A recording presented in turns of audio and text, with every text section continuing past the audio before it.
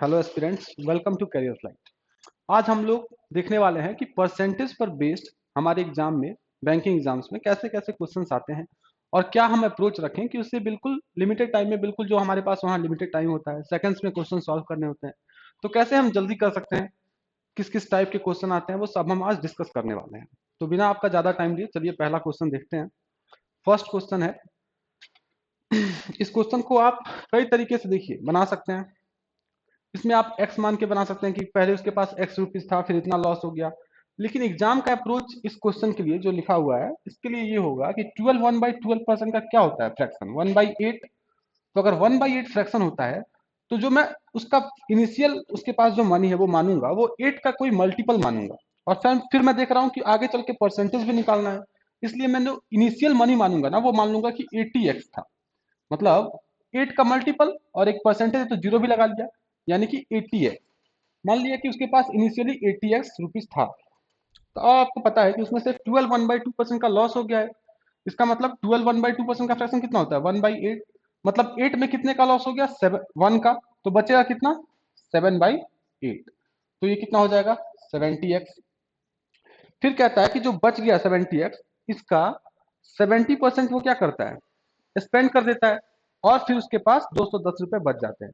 तो देखिए, जो बचा हुआ पैसा है इसका अगर 70% खर्च कर देता है, तो इसका बचता कितना है, 30%। अगर 70% खर्च कर देगा तो बचेगा कितना, 30%। तो इस 70x का 30% यानी 30/100, और वो वैल्यू दिया हुआ है कि ये कितना है, 210। तो देखिए यहाँ से सॉल्व करना आसान है, दो जीरो से ये दो जीरो कट जाएगा। 21x का वैल्यू आएगा 210, तो x का वैल्यू आएगा 10। तो हमने माना क्या था कि हमारे पास इनिशियली कितना पैसा था, 80x। तो x की जगह 10 रख दूंगा तो 800 हो जाएगा, यानी 800 मेरा आंसर है। तो देखिए इस तरह से आप सेकंड से बना सकते हैं। अगर आप x मानिएगा तो फ्रैक्शन में हो सकता है कि आप फंस जाएं, तो हम फ्रैक्शन बना के पहले ही फ्रैक्शन का मल्टीपल मान लेते हैं। तो यह है पहला अप्रोच। देखिए नेक्स्ट क्वेश्चन देखिए इसके बाद।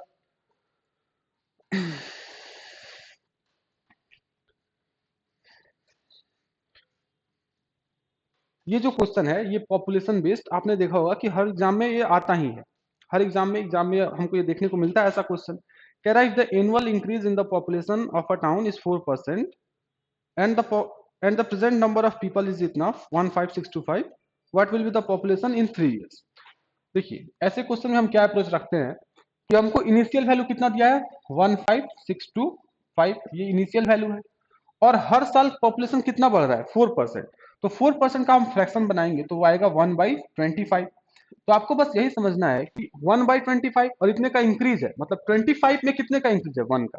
4% का मतलब होता है कि 100 में 4 बढ़ जाएगा। उसका फ्रैक्शन बनाया तो 1/25 आया, तो हमको समझना है कि 25 में 1 बढ़ जाएगा, तो ये कितना हो जाएगा, 26/25। ये हुआ पहले साल। फिर दूसरे साल भी तो यही होगा ना, दूसरे साल भी जो वैल्यू ये हो चुका है इसका 25% बढ़ जाना है, तो फिर हो जाएगा 26/25।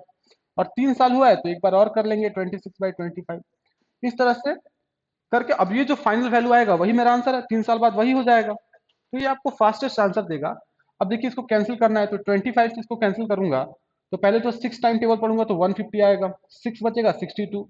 फिर 2 टाइम्स पढ़ दूंगा तो कितना हो जाएगा, 60। 12 बचेगा 125। फिर 25 से करूंगा तो 5 टाइम्स। अब देखिए 25 का स्क्वायर कितना होता है, 625। तो ये दोनों 25 और ये 625 कट जाएगा।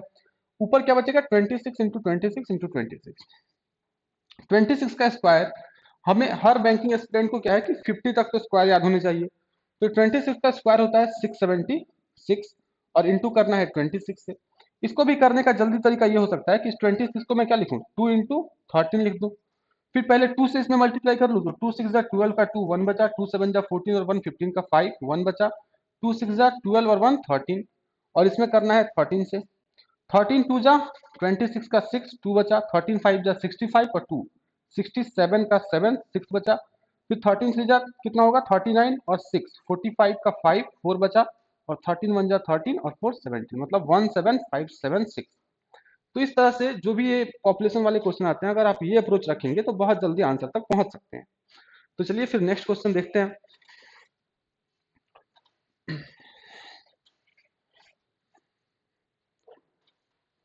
नेक्स्ट क्वेश्चन भी देखिए पॉपुलेशन बेस्ड ही है। कह रहा था population of A town is 8000, it increases by 10% during the first year and 20% during the next year, what is the population after 2 years। तो बिल्कुल यही अप्रोच रखना है आपको कि पॉपुलेशन इनिशियली कितना है 8000, कोई भी वैल्यू अगर 10% से बढ़ रहा है तो 10% का फ्रैक्शन होता है 1/10, मतलब 10 में 1 बढ़ रहा है तो वो हो कितना जाएगा 11/10। ठीक है ना, 10 में 1 जोड़ दीजिए 11/10। ये तो हो गया पहले साल। दूसरे साल 20% से बढ़ रहा है तो 20% का फ्रैक्शन 1/5, मतलब 5 में 1 बढ़ जाएगा तो कितना हो जाएगा ये 6/5। तो यही मेरा आंसर होगा, इसको सॉल्व करना है। 0 से 0 कट जाएगा, 5 से अगर इसे करूंगा तो 5 से 18 मतलब 60 टाइम्स और एक जीरो 160, 160 से 6 में कर लूंगा तो कितना होगा 96, 960, 16 6 96 और इंटू है 11, जीरो का जीरो रह जाएगा। 11 से आप 96 में मल्टीप्लाई करेंगे तो आपको पता होगा कि कैसे करते हैं। पहले 6 लिख देंगे, फिर 6 9 जोड़ के 15 का 5 1 बचा, फिर 9 में 1 जोड़ देंगे 10, तो कितना हो जाएगा 10560। ये मेरा आंसर है। तो देखिए ये ऐसे ही एग्जाम में आपको क्वेश्चन देखने को मिलेंगे। आप आईपीएस क्लर्क के एग्जाम में जाइएगा, एसबीआई क्लर्क में जाइएगा, आपको बिल्कुल ये क्लर्क लेवल का क्वेश्चन ऐसे देखने को मिलेगा। ये अप्रोच रखिएगा, 20 सेकंड में आपका आंसर आ जाएगा। तो चलिए देखते हैं नेक्स्ट क्वेश्चन।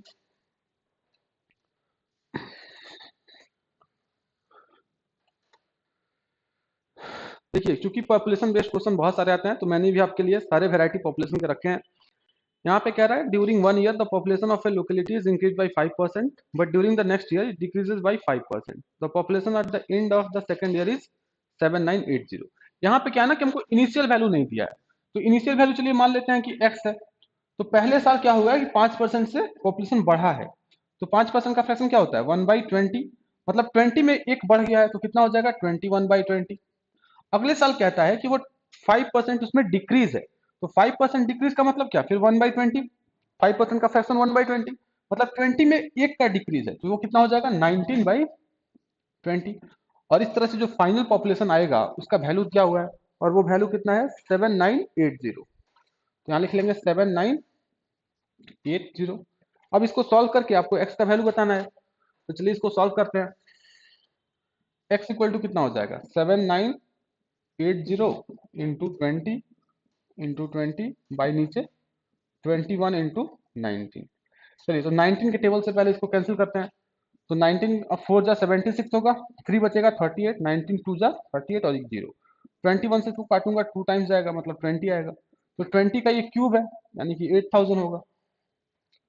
तो देखिए बिल्कुल इस अप्रोच से आपको विद इन सेकेंड्स आंसर पहुंच सकते हैं, आंसर तक 8000 होगा मेरा आंसर। देखते हैं नेक्स्ट क्वेश्चन इसका।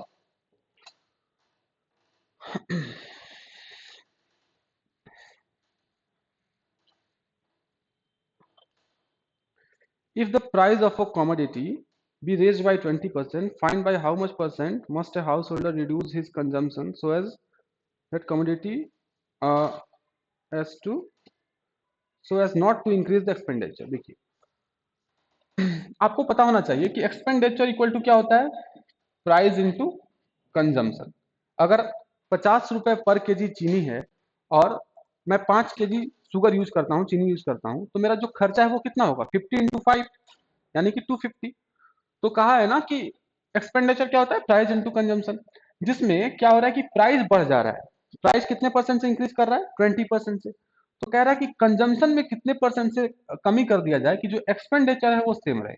तो देखिए इनिशियल जो एक्सपेंडिचर है वो कितना है पी इंटू सी प्राइस इंटू कंजम्पशन, और इसी इनिशियल एक्सपेंडिचर के बराबर मेरा फाइनल एक्सपेंडिचर होना चाहिए, तभी तो कंडीशन सेटिस्फाइड रहेगा कि जो खर्चा पहले था वही खर्चा बाद में। लेकिन आगे चल के क्या हो रहा है कि प्राइस में 20% का राइज है, तो 20% का फ्रैक्शन होता है 1/5, मतलब 5 में 1 का राइज है, तो प्राइस कितना हो जाएगा 6/5 हो जाएगा। अच्छा जो नया कंजम्पशन आएगा, अब आप खुद सोचिए कि जो नया कंजम्पशन है मुझे ये वैल्यू भी इस वैल्यू के बराबर चाहिए। तो अगर यहाँ 6/5 से मल्टीप्लाई किया है तो यहाँ किससे करना पड़ेगा 5/6 से, तभी तो ये कैंसिल हो जाएगा 5 और 5 और 6 कैंसिल हो जाएगा। तो P into C equal to P into C. तो ये जो P इंटू 6/5 है ये तो बढ़ा हुआ प्राइस है मतलब इंक्रीज प्राइस है, और ये जो C इंटू 5/6 दिख रहा है ये क्या है ये रिड्यूस्ड कंजम्पशन है। C में अगर 5/6 से मल्टीप्लाई कर रहा हूँ कंडीशन के लिए तो मैं देख रहा हूँ कि ये रिड्यूस्ड कंजम्पशन है। तो अब यहाँ से आपको बस यही सोचना है कि 5/6 बना है मतलब क्या कि 6 में से 6 था तो 5 हो गया। 5/6 में मल्टीप्लाई करने का मतलब है कि अगर सी का वैल्यू 6 था तो अब हो कितना गया 5। तो कितने का कमी आया 1 का, और किस पर 6 पर। तो अगर 1 का कमी आया 6 पर तो 100 पर कितना। तो इस तरह से आपको पता है कि 1/6 का फ्रैक्शन बनता है 16, 2/3%। यानी कि इसका जो कंजम्पशन है वो सी था पहले, अब हो गया सी 5/6। इसका मतलब 6 से 5 हो गया तो 1 का कमी 6 पर, तो 100 पर 16 2/3%। इस तरह से हम इसको बनाते हैं तो हमारा आंसर आएगा 16 2/3% का हमको रिडक्शन करना पड़ेगा अपने कंजम्पशन में। तो यही मेरा आंसर होगा 16 2/3, इसको मैं कह सकता हूँ कि 16.66%। एक ही बात है। तो चलिए देखते हैं इसके नेक्स्ट क्वेश्चन।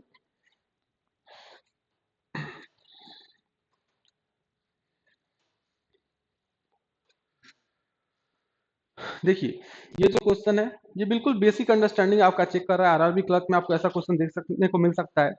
कह रहा है if A's salary is 25% more than that of B, then how much percent is B salary less than that of A. देखिए इसमें हमको बस लैंग्वेज पकड़ने आना चाहिए कि कहना क्या चाहता है। कह रहा है ए का सैलरी बी से कितना ज्यादा है, 25% more than that of B.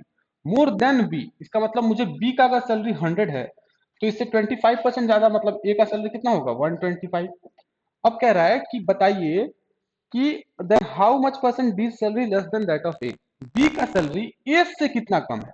तो जिसके रेस्पेक्ट में बात होता है वो नीचे रहता है, मतलब ए के रेस्पेक्ट में बात हो रहा है तो ए नीचे रहेगा, ए का वैल्यू 125। और कितना कम है बी का, तो 25, तो 25 ऊपर रहेगा। और हमको परसेंटेज निकालना है तो इंटू 100। तो देखिए 25 से ये 5 टाइम्स जाएगा, इसका मतलब इसका वैल्यू आएगा 20%। यानी जो बी का सैलरी है वो ए के सैलरी से 20% कम है। तो बस इसमें तो बस आपको अंडरस्टैंडिंग होना चाहिए कि कैसे लैंग्वेज लिखा है तो उसका मतलब क्या होता है। मोर देन कह रहा है ना कि मोर लेस देन, जिसके बाद देन के बाद जो होता है वो उसका रेफरेंस बनता है, तो वो नीचे आ जाएगा। फिर देखते हैं नेक्स्ट क्वेश्चन, क्वेश्चन नंबर 7।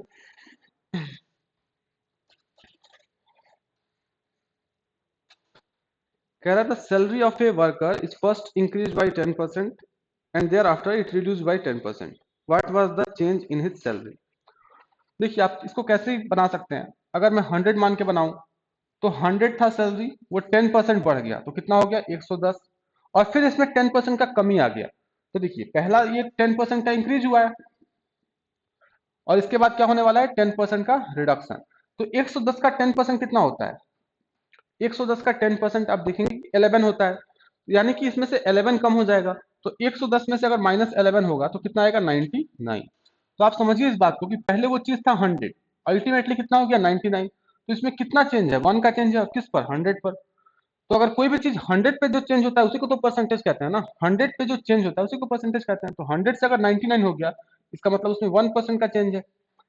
आप इसको ऐसे ही बना सकते हैं, लेकिन आपको मैं यहाँ पे बात बताऊंगा कि जब भी इस टाइप का आपको क्वेश्चन देखने को मिले जहां आपको बोला हो कि कोई भी संख्या, कोई भी सैलरी, कोई भी नंबर पहले x% से इंक्रीज करे फिर x% से डिक्रीज कर जाए, या फिर पहले x% से डिक्रीज करे और फिर x% से इंक्रीज कर जाए, तो हमें याद रखना है कि इसमें जो अल्टीमेट चेंज आता है वो आता है -x² बाई 100% का। आपको ये बात ध्यान रखना है कि कोई भी नंबर पहले x% से इंक्रीज करे फिर x% से डिक्रीज कर जाए, या फिर पहले डिक्रीज करे फिर उतना परसेंट से इंक्रीज कर जाए, तो उसमें जो अल्टीमेट चेंज आएगा वो -x² बाई 100 का आएगा। माइनस इसलिए क्योंकि वो हमेशा कमी हो जाएगा, मतलब हमेशा ही उसमें माइनस का साइन क्या दिखा रहा है कि वो जो चेंज आएगा 100 से 101 होना 1% का प्लस चेंज है, और 100 से 99 होना 1% का माइनस चेंज है। तो बस उसी बात को ये माइनस दिखा रहा है। तो अगर मैं इस फॉर्मूले से जाता तो x की जगह क्या रखता 10, यानी कि 10 का स्क्वायर बाई 100। तो देखिए 10 का स्क्वायर 100 ही होगा, तो 100/100 क्या हो जाएगा 1, मतलब इसमें 1% का ही चेंज आएगा, माइनस का 1% मतलब 1% कम हो जाएगा। तो इस तरह से ऐसे क्वेश्चन को हम देखते हैं। चलिए नेक्स्ट क्वेश्चन देखते हैं।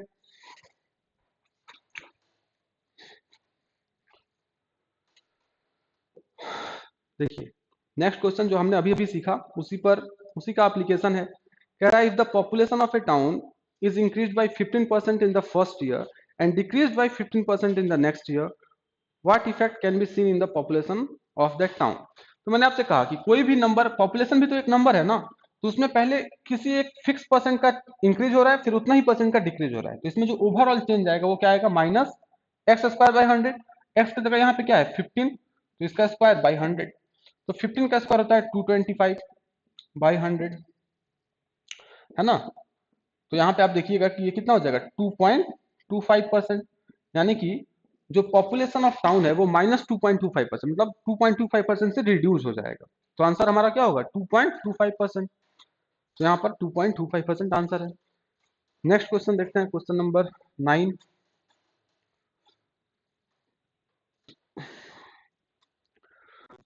ये भी एक एग्जाम का टाइप है, ऐसे क्वेश्चन आपको एग्जाम में देखने को मिलेंगे। यहाँ कह रहा है कि एक candidate score 25% marks and fails by 30 marks, while another candidate who has scored 50% marks gets 20% marks more than the minimum required marks. Find the maximum marks for the examination. देखिए, जो भी परसेंटेज आपका नंबर आता है, अगर मैं कहूं कि मेरा 80% नंबर आया है, तो जो मैक्सिमम मार्क्स है, फुल मार्क्स है, उसी का तो 80% आएगा ना। तो मैं मान लेता हूं कि जो मैक्सिमम मार्क्स है वो कितना मान लूं, बताइए। मान लेता हूं कि 100x है, कि जो मैक्सिमम मार्क्स है वो 100x है। तो उसका एक कैंडिडेट को कितना मिला है, 25%, मतलब 25x मिला है, ठीक है ना। और 25x मिलने के बाद कहा गया है कि वो 30 नंबर से फेल हो जाता है। तो अगर मैं पासिंग मार्क्स की बात करूं तो वो क्या होगा, 25x प्लस 30। देखिए, जो 25x नंबर है, इसमें अगर मैं 30 नंबर और जोड़ देता तो पास कर जाता, क्योंकि 30 नंबर से ही फेल किया है। अच्छा, एक और कैंडिडेट है, उसका कितना नंबर आया है, तो 50%, यानी 50x, क्योंकि 100x टोटल मैंने मान रखा है, तो 50x। कह रहा है कि ये जो 50x है, ये पासिंग मार्क्स से कितना ज्यादा है, 20 नंबर ज्यादा है।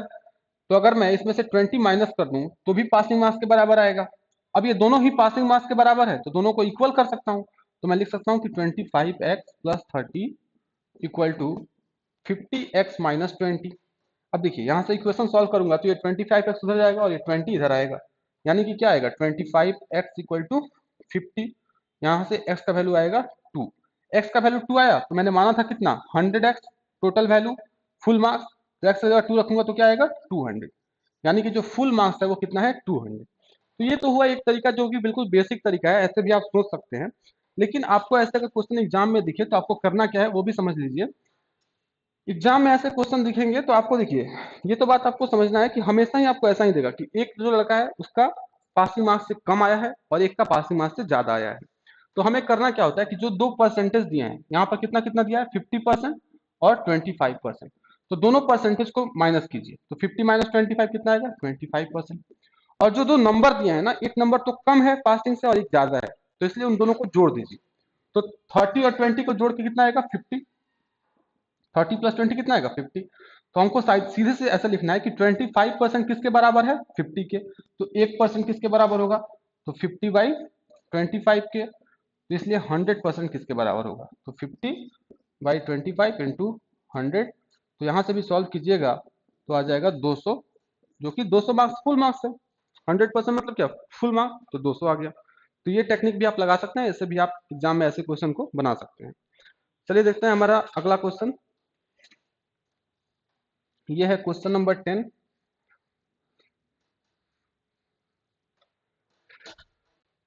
ये कहता है कि if the side of A square is increase by 30%, find the percent increase in its area.